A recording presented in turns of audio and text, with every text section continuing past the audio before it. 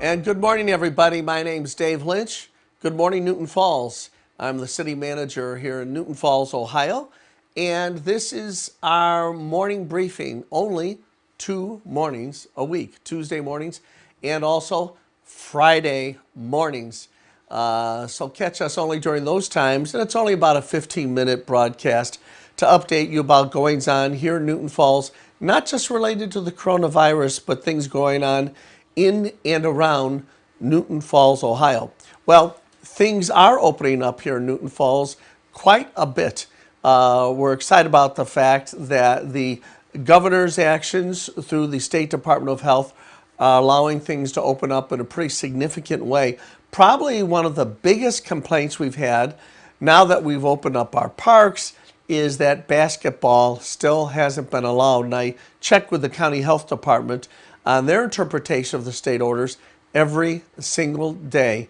Over in our parks department, in the maintenance building, we have the hoops that go onto the basketball courts, and we are going to reinstall them once we have that green light, and we are anxious to do so.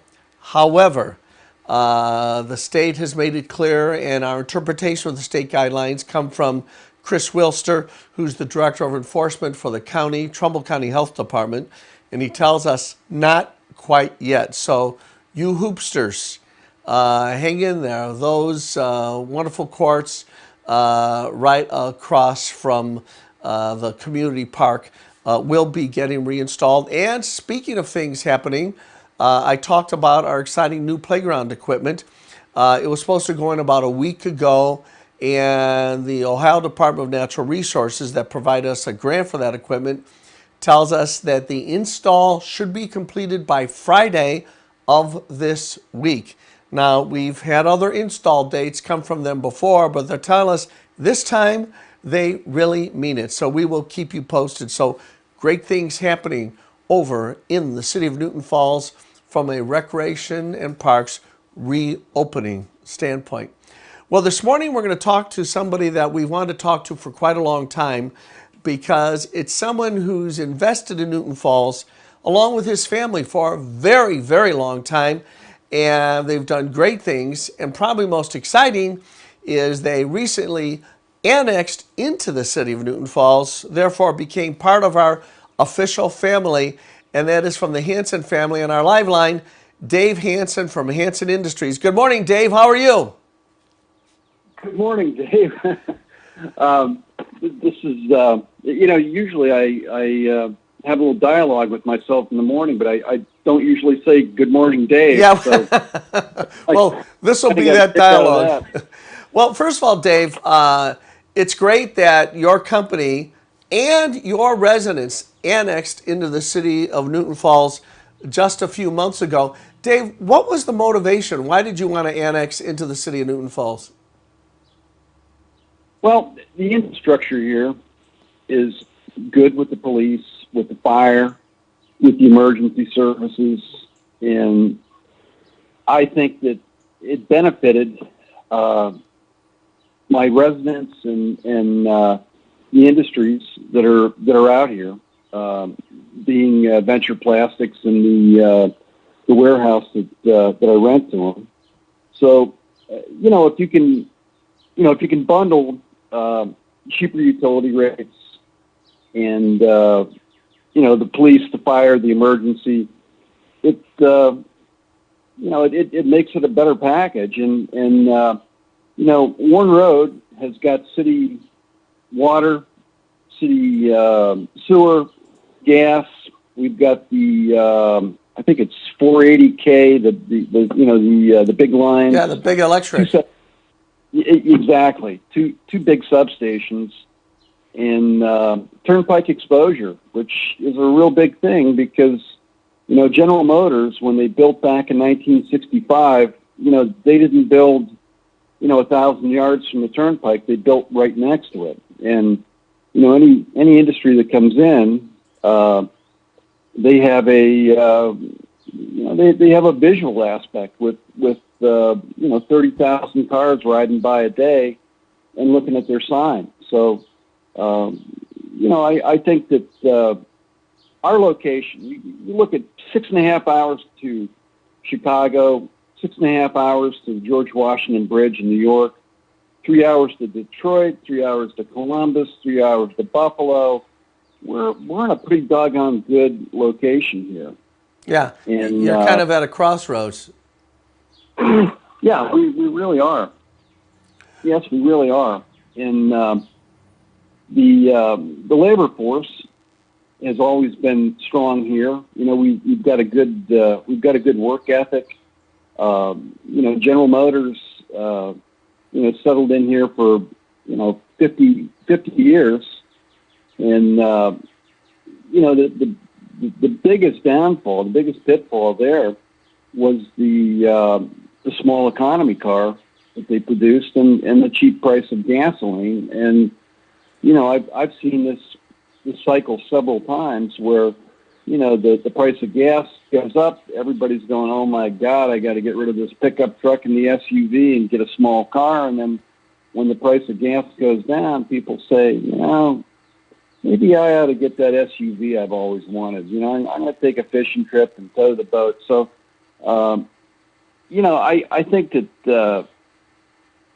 I think we can piggyback a little bit here with Lordstown, with some of the industry going out there, but we've got everything and more. With our infrastructure, we've got drugstores, 2 grocery stores, immediate care clinics, doctors' offices. This town really has a lot to offer. Sure. It really does, Dave. Dave, and I appreciate, especially from a business standpoint, you pointed to 2 things that have made a big difference and created a lot of annexation, that is, companies trying to annex into Newton Falls. One is the fact that the utilities are cheaper if you're in the city. There's no question about that. And when it comes to industry, that's a big factor. But you also point to the police department. Having your own municipal police department is a world of difference than being outside of Newton Falls when you have to rely just on the sheriff's office. Is that a fair statement? You know what? The sheriff does a good job. I can't complain about that. But being in the city and having your municipal police department, yeah, it makes all the difference in the world. Your response times are going to be better. And the other thing is too, a lot of the officers up here are vested in the community with families and things like that. And, sure. You get back to Andy and Mayberry, Andy knew who the Otises and the, who was the other guy that used to lock himself Ernest up T. Bass. Ernest T. Bass. Ernest T. almost took over that whole show. I loved him. Yeah. But, you can tell who the heroes and the villains are. Yeah. Pretty quick. And that's the beauty of a small town. Well, I'll give you an example. It really is. Well, I mean, they only have, at any given time, they would have 3 deputies for all of Trumbull County, whereas Newton Falls City has a staff of full-time police officers and a retinue of part-time police officers. If you take our full-time and part-time, just for the city of Newton Falls, we've got a staff of between 45 and 50 uniformed personnel. And if we were summoning them all at one time, we could do so. Well, going back to when Rockwell was here, there was 2 dressed up police cars and 1 undercover, and that's going back 50 years. And the other part of it, the other part of having city utilities and the infrastructure is it makes your property more valuable. And you got to ask yourself, do you want your house to be worth $50,000? Or do you want your house to be worth $100,000? And, by working with the city and trying to grow the city, that's the objective right there, is to have property values that are better for you when you get ready to retire, to give the house to your children, good schools, good police, good emergency, good fire. You know, that's what brings industry in. And when you bring industry in, you bring in tax dollars in. And when you bring those tax dollars in, hey, who knows? Maybe we can get those streets fixed that have been bumpy for 50 years. Well, Dave, I attended the meeting. I attended the meeting last night, yeah. and I got to tell you, you know what? The roads are bumpy, but you know they've been like this for as long as I can remember. I've never driven through Newton Falls and said, "Geez, these streets are fantastic. This is like the Indy 500." It just doesn't happen. That's in a perfect world. You have to go to Disney World or someplace like that where the streets are paved and smooth. And you know, we've all got trucks and SUVs and we can get over it. So, Well, and go ahead. well, I was just going to say, go outside of Newton Falls a little ways, and you're really going to find some bumpy roads. Hell, you'll find dirt roads for that matter, you know, or gravel roads, I should say. Yeah, that's right. Dave, by the way, we're going to be doing obviously some more road work this year. We did quite a bit last year, and we have plans to do quite a bit of road work this year as well.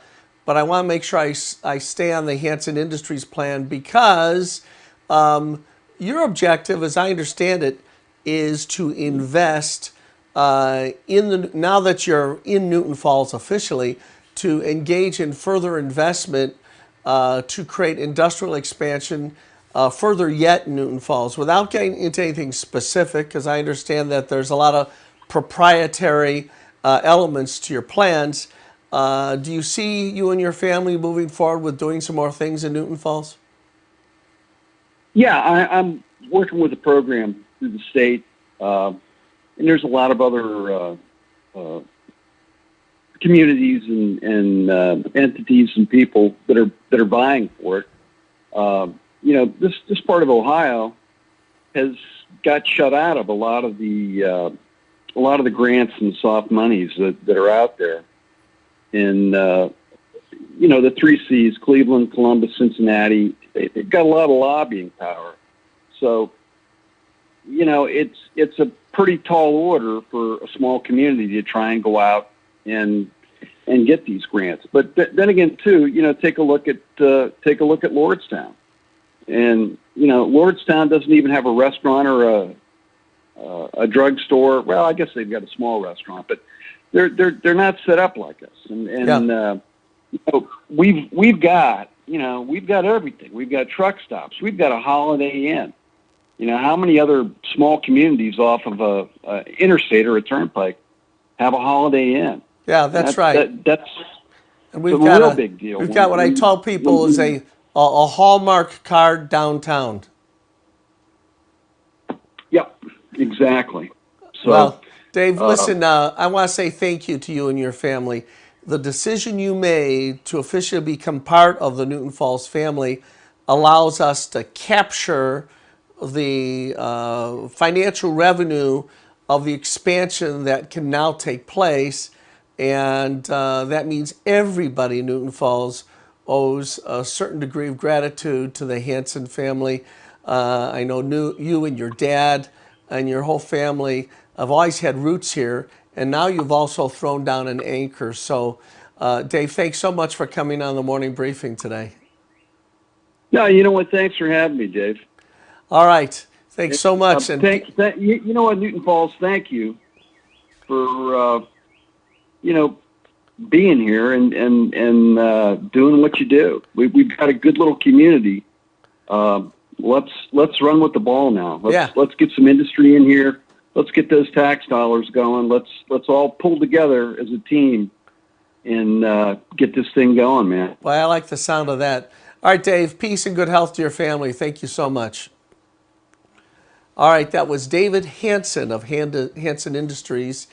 We've been talking in this morning briefing to a number of our community leaders in industry, restaurant owners, people from different government agencies.